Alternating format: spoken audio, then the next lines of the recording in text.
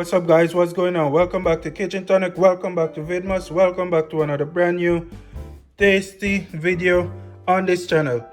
In this video today we're going to be making another Christmas classic guys, and that is the classic fermented ginger beer guys. Now I already have a ginger beer styled recipe up on my channel, but this recipe here is a little different because, as you know, around Christmas time we do things a little differently. So beginning here with the recipe, I have 1.5 pounds of ginger that I went ahead and grated up here in this bowl. Over here I have 2 cups of brown sugar, 2 sticks of cinnamon, 7 sticks of cloves, 1 tablespoon of orange flavoring here that I'm going to be using here today. Now you guys can go ahead and use orange peel if that's what you have available to you, but use whatever you have available to you. And this is what I'll be using for this recipe here today. I'm also going to be using some uncooked rice to help with the fermentation process for this recipe here today. And we're also going to be needing around 10 cups of water for this recipe here, which I already have on my stove boiling. So we're going to jump right over to the stove and get this recipe going.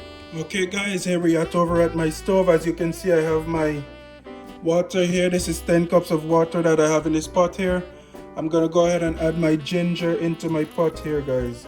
And like I said, this is a very different recipe from the one that I already have up on my channel, being that this is a Christmas holiday theme or styled way of making a ginger beer.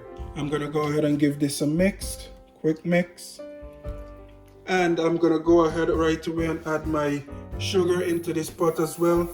As you guys know, sugar dissolves better when it's in hot water compared to if you let it cool down.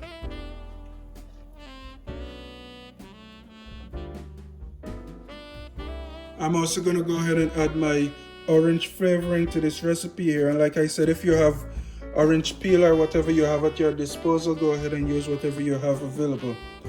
I'm going to go ahead and add my cloves into this pot here as well. Now we're just going to bring this pot here to a rolling boil, and we're going to let that happen for about 10 minutes. So you want to keep your pot here on a rolling boil for about 10 minutes before actually removing it from the heat.